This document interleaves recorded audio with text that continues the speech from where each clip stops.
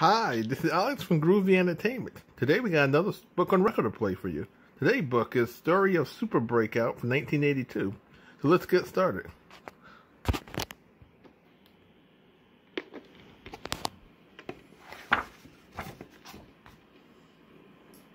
This is your Atari Super Breakout read-along book. Every time you hear this sound, it means it's time to turn the page. Now we are ready to begin. Open your book and we will start the story. And remember, when you hear the sound, turn the page. It started out as a routine mission for the Space Shuttle Adventure. Its job was to haul 2 million-ton loads of high-grade ore from the titanium mines of Io, Jupiter's first moon. The craft had almost arrived at its destination, New California, the Space Center orbiting Venus. Captain John Stewart Chang, the only human on board, was relieved to be nearing home since an asteroid shower had depleted his reserves of air and fuel. He was about to call the base when suddenly, without warning, there was a brilliant light straight ahead. He checked the radar screen. Nothing. Pretty soon there was another flash, and another. The next thing Chang knew, the flashes had joined together to form a gigantic force field of some kind. He checked the radar screen again, and there was still nothing. He questioned the Adventure's computer guidance system about the source and composition of the field. The answer was, nature unknown. Captain Chang gazed out at the dazzlingly beautiful layers of color, green, purple, blue, and red. What could it mean that nothing appeared on the radar?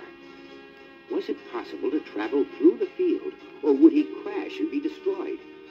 And what about the layers? If he made it through one, could he make it through the next? It was time for a decision. Chang ordered the Adventure to outflank the field. He sped along its borders, searching for a gap, but the field extended in every direction as far as he could travel. He tried to contact New California on the communicator, but was unable to get through. Angry and frustrated, he was now beginning to be frightened. He did not know how long his meager supplies would last him.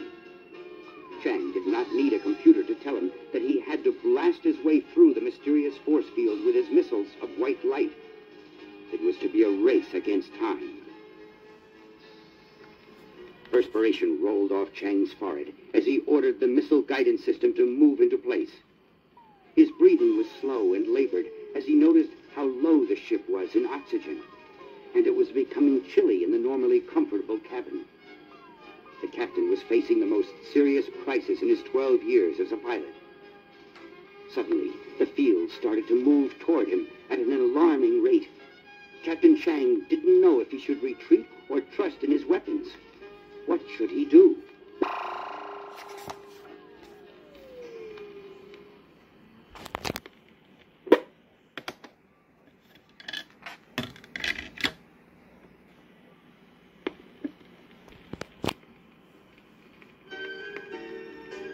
While on a routine mission, the Space Shuttle Adventure runs into a mysterious, impenetrable force field.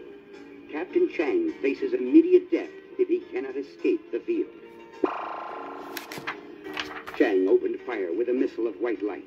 He had only 3 missiles in his arsenal. He had to make each count. A hit. The bolt made contact with the green layer of the field and chipped at it till it struck the purple layer beneath. Then it bounced off the field back at the Adventure. The gleaming metal hull acted as a reflector and catapulted the missile at the field. The captain realized that if he aimed correctly and managed to recover his missiles, he might be able to clear a pathway through the field. If only the ball of light would now hit the purple. But no, the missile hit the green again, making another chink in the colored wall before it soared back to the shuttle. And this time, the Adventure did not find the missile, which disappeared into space. An alarm rang loudly, warning that the ship's supply of air and fuel had reached critical levels. Was he going to be able to break through in time? He shot his second missile.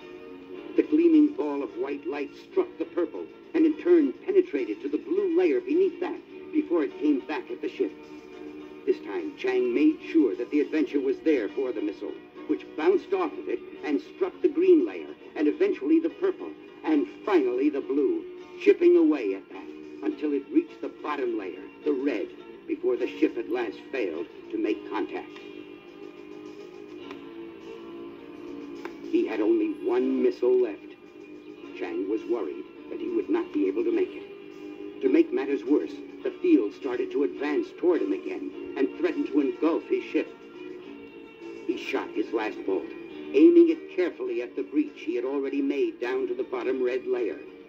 Instead, he hit the top green layer. No time for regrets. He had to recover the missile or die.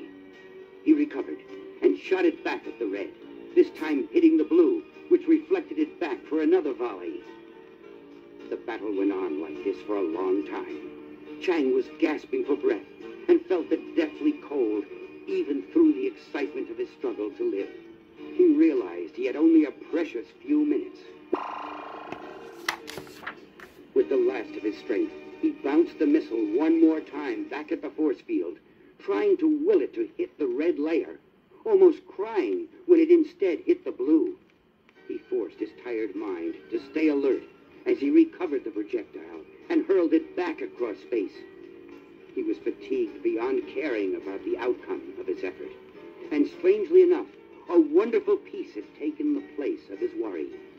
He was enjoying the fight. It had become a game to him. And then he saw it. The missile had hit the red layer and broken through. He could see the darkness of space beyond the color field. He had to aim his ship through the breach in the field and make his way to the other side before the field closed up again. He knew he could do it. He was convinced of it.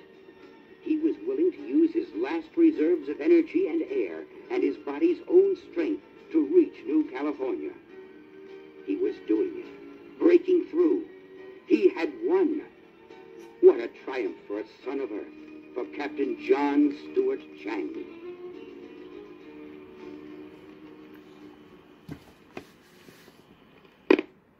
So that was the story of Super Breakout from 1982. So please like, subscribe, share, and comment, and have a groovy day. We'll have another video coming out real soon.